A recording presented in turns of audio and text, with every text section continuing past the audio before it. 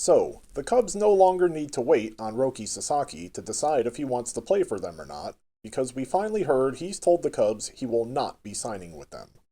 This news should come as a surprise to no one.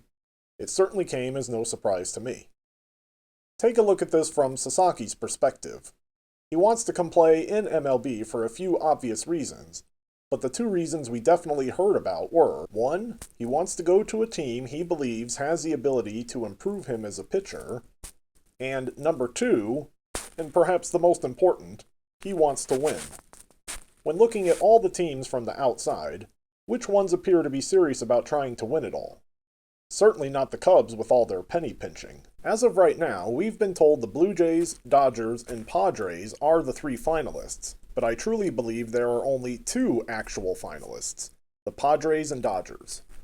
My gut feeling was he was going to pick the Padres, because they have a good competitive team, Sasaki is best friends with Yu Darvish, Hideo Nomo works in their front office, and San Diego is a beautiful place to play. Japan is one of my favorite places in the world, and I have visited there many, many times. I am not going to claim to know everything about Japanese culture, because I certainly don't, but I have tried to learn as much about their culture as I can. One thing I know for certain is that Japan is a very deferential society where they really, really respect their elders. The fact that the Padres have an elder player in Darvish, who also happens to be best friends with Sasaki, and an elder in the front office with Nomo, I think plays no small part in Sasaki wanting to play there. Then looking at the Dodgers, well, the answers are obvious. They also have 2 elder Japanese players in Otani and Yamamoto, have a beautiful location to play in with great weather, easy access to Japan with many short non-stop flights, but most importantly, they obviously care about winning. The fact that the Dodgers just won the World Series and spend plenty of money to ensure that they can field a team capable of competing for the World Series is a huge point in their favor. And pay close attention to what I just said. The Dodgers field a team capable of competing for the World Series, not just the division. Winning your division, which is all we hear from the Cubs, should never be the prize a team is shooting for. Winning it all should be the only thing a team is worried about. We never hear teams like the Dodgers or Yankees talk about winning their division because that is not their goal. Winning your division is a dubious honor. Making the playoffs by winning your division is fine, but being able to beat the other teams also in the playoffs with you and winning it all is imperative. We never hear the Dodgers or Yankees talk about their division, and we almost never hear them talk about signing players for depth.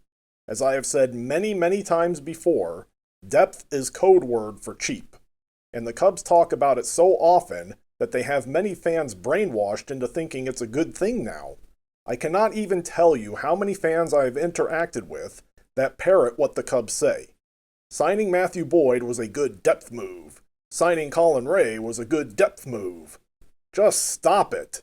Get your head out of the sand and see those moves and what the Cubs say about them for what they really are. The Dodgers and Yankees almost never sign players for depth. They sign players, or try to sign players, that are actually good so they can win, not for depth.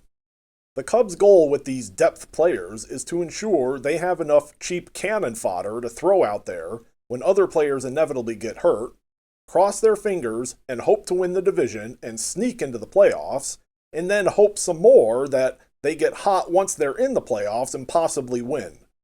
The Cubs' plan rests on hopes and dreams more than anything, whereas the Yankees and Dodgers skew the odds in their favor as much as they possibly can by spending enough money to ensure that they have actual good players in as many positions on the field as possible.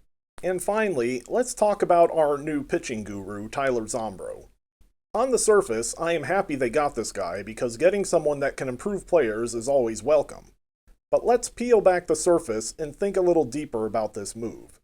If you remember, Jed Hoyer held his end-of-season press conference and foolishly admitted that the Cubs operate on the hope that their cheaper, average to good players will outperform projections. They operate by signing cheaper players, hoping to coach them up and get them to perform better than expected. Remember what I said about how they operate on hopes and dreams. Tyler Zombro was signed for this purpose. On the surface, it reads well. Hey, we signed a pitching guru, yeehaw!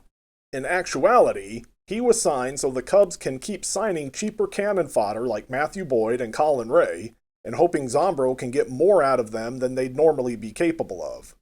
It's a move designed to allow the Cubs to keep signing cheaper players. That's all. Of course Sasaki didn't want to sign with the Cubs. They demonstrate at every turn that they are not serious about winning.